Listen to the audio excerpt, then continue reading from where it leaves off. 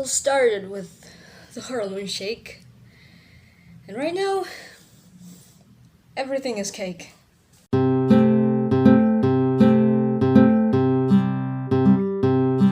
Sup, losers? It is July, which means we're officially at the second half of this year. Why is my hair like this? And Multiply just died. Actually, it died last March.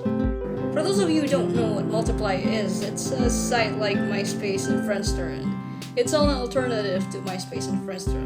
I made a Multiply account in 2007 or 2008. Late 2007 or early 2008, I made a Multiply account after solely sticking to DeviantArt as being the only social media I used, because everything was art-based and everything was new. I was new to social media back then.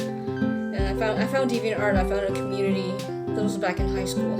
My other DeviantArt friends, on average, besides hanging out in DeviantArt, they also hang out in MySpace and Friendster, whatever the stuff they played with back then. I was never interested. I mean, DeviantArt was my home. It was my only social media. And I was a high school kid. I know nothing about social media and the alternatives of it.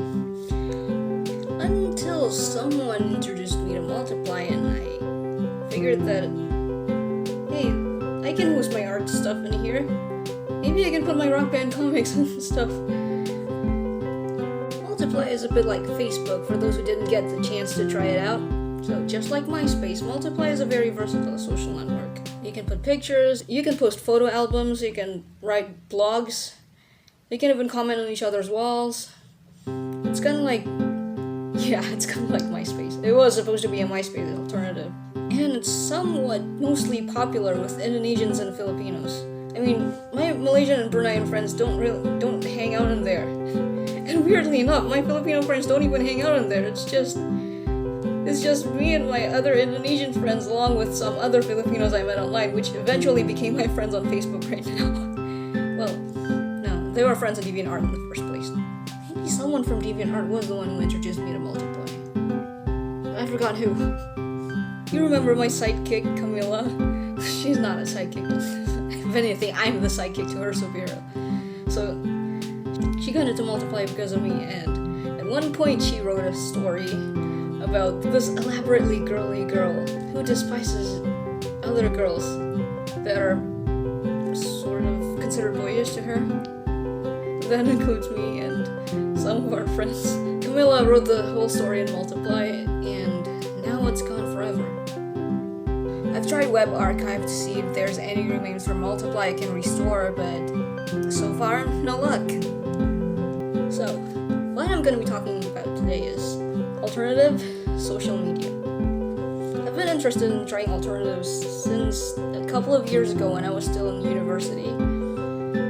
A friend of mine, he introduces me to all those open source alternatives of usually expensive closed source programs we use, like the Adobe series and Microsoft Word series. I learned about some of them and I sort of flicked the switch.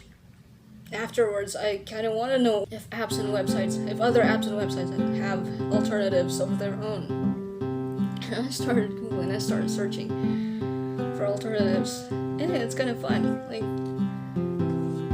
you know the sites that you've never heard of, and then you tried it, you know, the quality might suck, but at least you have that proud feeling that you used it. Maybe it was because of the hipster memes back in Tumblr, where everything deemed mainstream is bad, and everything that's deemed indie and underground is pretty awesome. Yeah, that's how I felt. I started off with just using Outlook, and back then it was just Hotmail. Hotmail and Gmail as an email service, but then I heard of LavaBit. This was in 2011. Staring at LavaBit's interface and using it to send emails to friends sort of gave me an elevated feeling. It's abstract, it's stupid, but it does feel like that. Compared to when I use Hotmail and Gmail, because everyone's using it, and I'm using something that everyone doesn't really use.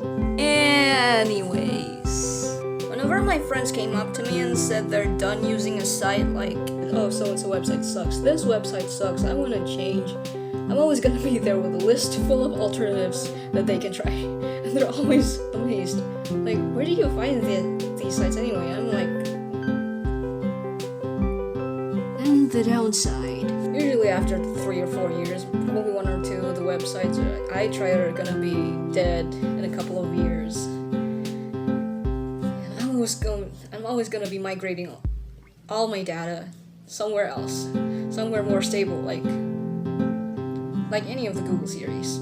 Or Facebook. It's always Facebook. The downside of using social media people have never heard before.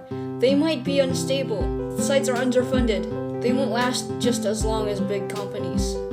This does not mean you can't try the sites. Go ahead and try.